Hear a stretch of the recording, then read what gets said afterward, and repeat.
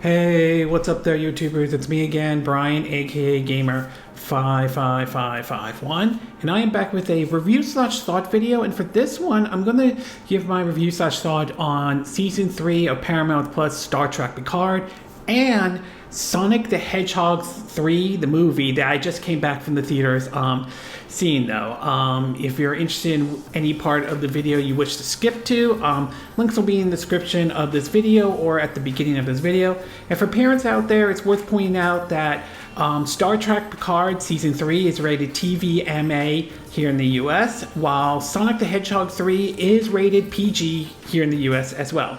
So we'll get started with our first part, and this one will be with Star Trek Picard Season 3 and all. I have been watching, the Star Trek Picard.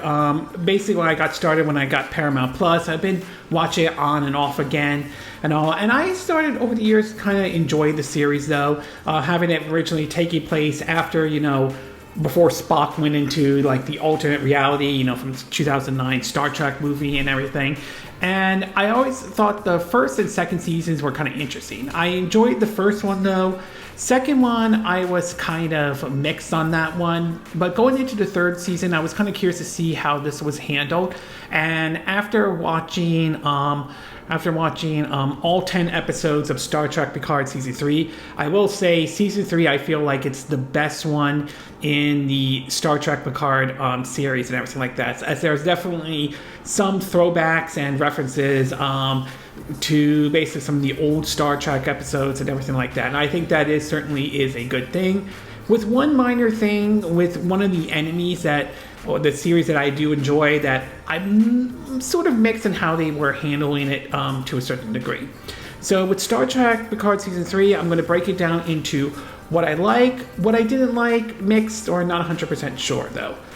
As far as what I like though, I definitely like the storyline in terms of Star Trek Picard Season 3. I like how they do make references to how they use the changelings and make references to the Dominion War that was in, the series Star Trek Deep Space Nine. I think that was certainly neat and everything like that. I mean, don't get me wrong, I like the fact that we saw Beverly Crusher, we saw Jean-Luc Picard's son and everything like that, but I think the changeling and the Dominion War was certainly a nice reference to Deep Space Nine. I think that certainly was a good thing indeed. The other thing I do want to point out is the tone of the show, though. I definitely like the tone that they made it, though.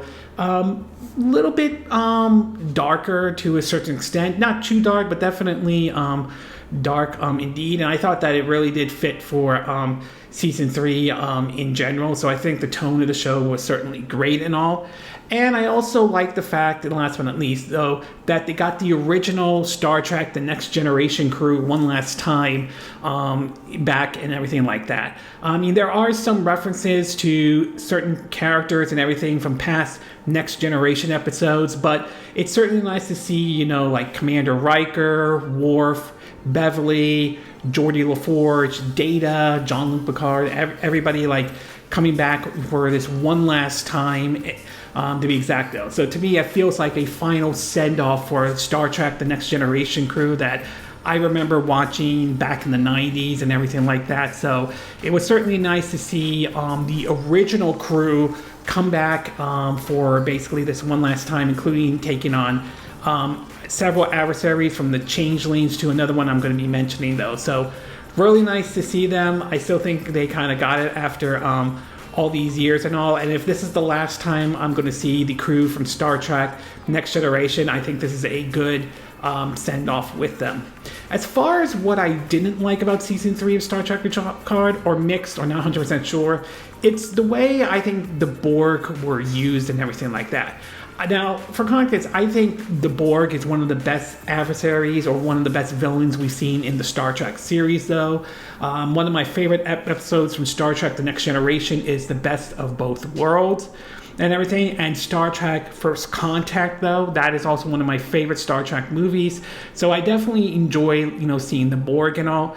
And while I like how they're kind of portrayed in Star Trek Picard to a certain degree and all, I think they kind of, unfortunately to some extent, play sort of a minor role to a certain extent. You really don't hear about about them until you get near the end of season 3 and everything like that. And I am a little disappointed to a certain extent because I would have liked to see them play somewhat of a bigger role in season 3, at least much bigger than how they were in season 3 of Star Trek Picard.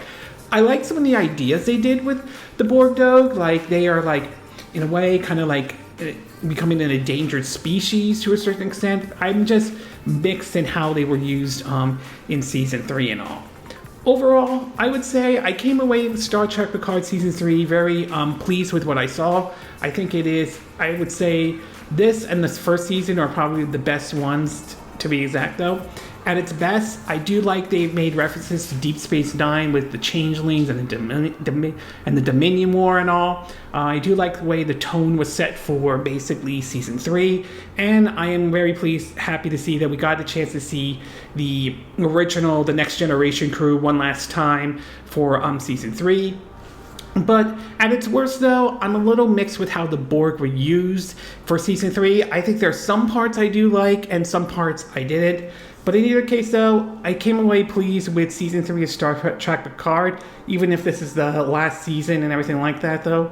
I mean, who knows? They might do a spin-off with Star Trek Picard if they do that. Maybe it would have to do with Picard's son or something, because it does seem it kind of sets the stage for that.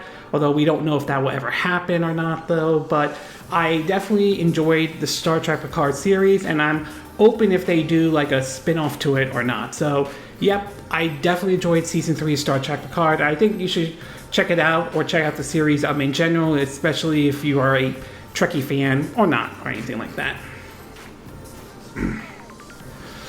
Okay, we're going to take a quick break, and when we get back, we'll get to our second part of our double review, and this one has to do with Sonic the Hedgehog 3. So we'll take a quick break, and we will be right back.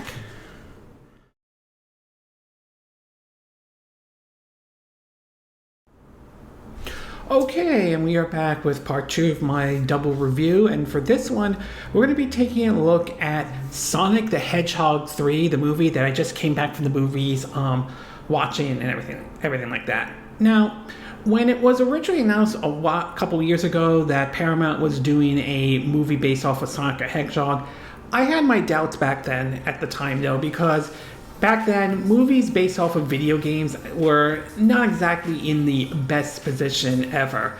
And when the first trailer dropped for it with, aka the Ugly Sonic, I originally was going to write this movie off and figure, yeah, this movie isn't going to work or anything like that. But then we learned how they delayed that movie and then put out a second trailer which had Sonic look way better than the Ugly Sonic. And I was like, okay, maybe I'll give this one a try. Maybe I will certainly try this one. And when I came back after seeing the first one, very pleased with what I saw. Wasn't perfect, but it still was a good movie. Nevertheless, though, I thought they did a good job with the character, although I did feel Jim Carrey kind of stole the show with his portrayment of Dr. Robotnik/Eggman. And then let's follow up with a sequel, which had introduced us to Knuckles and the Chaos Emerald. And like the first one, I did enjoy this one as well. Again, not perfect, but still enjoyable nevertheless. And so when the end credit scenes for Sonic the Hedgehog 2 was shown, we saw basically was Shadow the Hedgehog. And pretty much it was pretty clear that they were going to look at Sonic Adventures 2 as sort of reference for Sonic the Hedgehog 3, though. And there were trailers that we were seeing this, and we saw that, learned about, Keanu Reeves voicing Shadow and everything like that. And when the trailer dropped for it, I was like, wow, this is definitely more, I would say, darker than the last 2 movies in a certain degree. And I was very curious to see how this one was going to play out. Well, I came to the movies. I went to the movies to see it. I'm recently back from it, and I would honestly have to say, out of all 3 of the Sonic the Hedgehog movies that have happened, though, I feel this one is the best one out there that they have done. I really think they did a good job with Sonic the Hedgehog 3 with this one, though. Where they go from there is going to be anyone's guess or anything. So with Sonic the Hedgehog 3, I'm going to break it down to what I like and what I didn't like, mix or not sure. In terms of what I like, though, I will say the dark tone for it, which kind of surprised me, definitely worked for this one, though. I definitely like how they use that and incorporate elements from Sonic Adventures 2 into this movie. And when we saw, Sonic's friend, I think it was Maureen or Marla. I apologize for not getting her name correctly and everything like that. His interaction with her, to how he wants to seek revenge of the world for what happened to her and so forth. I think that they did a really good job using the reference for it, but definitely adding a certain tone for it. I won't say it's full on dark or anything like that. There are some light moments though, but the tone is definitely, at least in my view, different than, say, what it was in the last two Sonic movies. The other thing it has to do is with Jim Carrey, and again, I feel like Jim Carrey to some degree stole the show with this one still, and I love the fact that he was able to play both the young and old Dr. Robotnik. I think that was really neat, and there are a couple scenes that I thought really stood out with that character, though.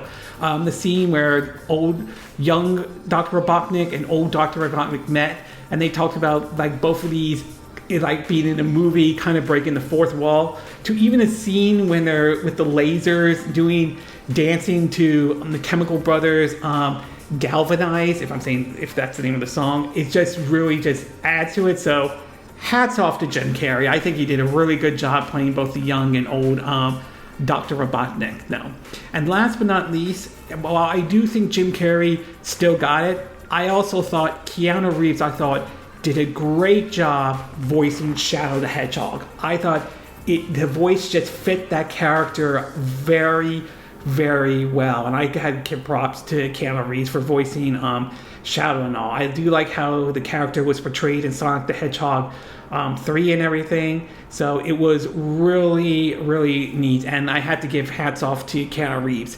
In a way, I kind of feel like he kind of edges out Jim Carrey to a certain extent, though. Not quite, but some. But his portrayal of Shadow the Hedgehog, I think, was really, really good and everything like that. As far as what I didn't like or mixed or not 100% sure, though, I would say this one is kind of minor, though. One of the characters, Wade, played by Adam Pally, was really almost non-existent, really, in this movie, though. I think he only had maybe maybe just one scene, and that was it. It was very, very minor. It wasn't really big or anything like that compared to how it was in the first or second Sonic movies, or even the side story between Sonic 2, the Sonic the Hedgehog 2 movie, and Sonic the Hedgehog 3 movie. The Knuckles series on Paramount Plus. It was very minor, so it was, like I said, almost non-existent. And finally, this movie, as much as I enjoy the third one, though, I still think it's going to come down to if you like the first two or anything like that. If you really weren't a fan of the first two, or that didn't convince you then, I'm not 100% sure the third one's going to convince you in any way. It might convince some folks out there, but it probably is not going to convince everyone out there and all. So if you weren't a fan of the last two Sonic movies, you're probably not going to like this one. Basically, but that might be different for some people out there. Overall, I definitely came away very pleased with Sonic the Hedgehog 3. I definitely feel like this is the best entry in the Sonic the Hedgehog movie, though, and I think they really did a good job with this one. At its best, though, I like the dark tone and the fact they used Sonic Adventures 2 as sort of an inspiration or references in this one, though. Jim Carrey, I still feel, got it, even as Dr. Robotnik, both young and old. And Keanu Reeves, I thought, was really good at voicing Shadow and everything like that.